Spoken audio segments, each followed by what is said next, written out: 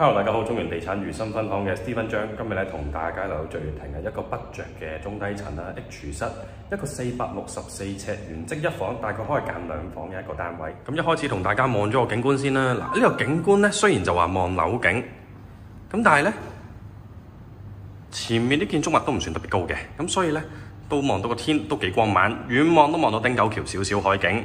咁啊，會所內園景啦，仲有個。去翻大門口少少嘅位置先啊！見到業主咧善用咗呢埲牆做咗一個高身嘅儲物櫃啦。至於呢個廚房咧，想特別介紹一下嗱。雖然咧佢係一個叫開放式廚房啦，但係佢又有窗，佢啲格局咧其實你自己可以攞嚟間翻一個緊廚房都冇問題嘅。業主用咗呢個位置咧做一個高腳台啦，咁變相嗰個可以用嚟做一個平時煮嘢食擺下啲嘢啊、備餐區啊，或者可能攞嚟食飯嘅位置都唔錯嘅。咁前面都仲有啲位置可以攞嚟擺下啲櫃啊、飾品櫃啊之類。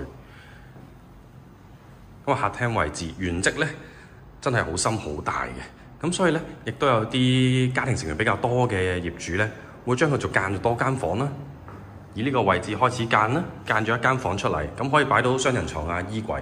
咁電掣啊、冷氣嗰啲咧，其實都已經一早已經 set 好晒㗎啦。你間落係完全好輕鬆嘅事嚟嘅。咁變相嘅客飯廳咧都唔會好細嘅，好正常嘅個 size 都。順帶一提啊，仲有個窗台位置啊。如果平時咧上嚟招呼朋友咧，擺啲軟墊啊、榻榻米咧，個位置幾舒服、幾好坐嘅都。咁變相個空間感會更加大啦。浴室方面。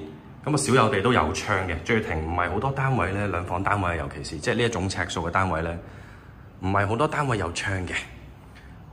再入去到原則嘅睡房啦，或者叫主人房啦，門後邊已經預留咗個位置㗎啦，可以做一個好大好闊嘅到頂衣櫃，咁收納量係絕對足夠嘅。咁前面又擺翻張床啦，雙人床，中間都仲有位可以擺下梳妝台啊、床頭櫃之類。